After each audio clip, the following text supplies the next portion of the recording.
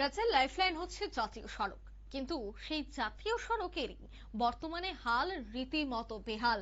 আর সেই জাতীয় সড়ককে এবার সংস্কার করতে সাধারণ মানুষজন কংগ্রেসের পক্ষ থেকে দেখা গেছে আজ তারা বিক্ষোভে সামিল হয়েছেন। রাস্তার সংস্কারের দাবিতেই সরব হয়েছেন তারা। 208 নম্বর জাতীয় সড়কের এরারপার চৌমুহনীতে কমলপুর ব্লক কংগ্রেস কমিটির উদ্যোগেই তারা এই বিক্ষোভে সামিল হয়েছে। মূলত জাতীয় সড়ক অর্থাৎ যোগাযোগ ব্যবস্থাকে যদি সঠিক না রাখা হয় তবে সেই রাজ্যের উন্নয়ন কখনোই সম্ভব নয়। যে রাজ্যের শিক্ষা, যোগাযোগ ব্যবস্থা এবং পর্যটন সঠিকভাবে থাকবে সেই রাজ্যের উন্নয়ন সম্ভব। কিন্তু দেখা যাচ্ছে যে রাস্তাঘাট বা একেবারে শহরতলি বা শহরের রাস্তা দূরের কথা, জাতীয় সড়কের হাল পর্যন্ত রীতিমতো মরণ ফাঁদে পরিণত হয়েছে। আর তা নিয়ে প্রতিদিন অভিযোগের অন্ত নেই। একদিকে যখন খোয়াইয়ের রাস্তা প্রায় বন্ধ হওয়ার পথে, সেখানে মানুষজন আসতে যেতে রীতিমতো আতঙ্কিত বোধ করছেন, ঠিক অন্যদিকে এবার 208 নম্বর জাতীয় সড়কেও দেখা যাচ্ছে যে রাস্তায় বড় বড় খানা খন্দে পরিণত হচ্ছে।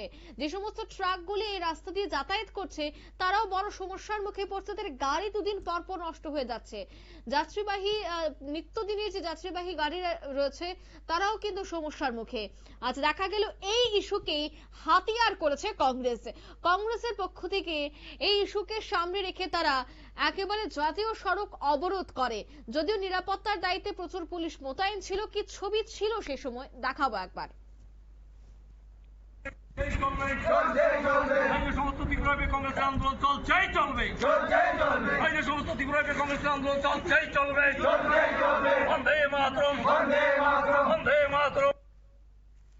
আপনারা দেখলেন তারা স্লোগান তুলে কিন্তু এই আন্দোলন চলবে আগামী দিনেও, সে কথাই তারা বলেন। তবে কমলপুর ব্লকে কমিটির উদ্যোগে এদিনের এই সড়ক অবরোধে কিন্তু বেশ কিছু সময় জাতীয় সড়ক অবরোধের ফলে যানজট দেখা দেয়। যদিও পরে দেখা গেছে যে এই সড়কের জাতীয় সড়ক প্রত্যাহার করার জন্য বেশ কিছু পদক্ষেপ গ্রহণ করা হয়েছে।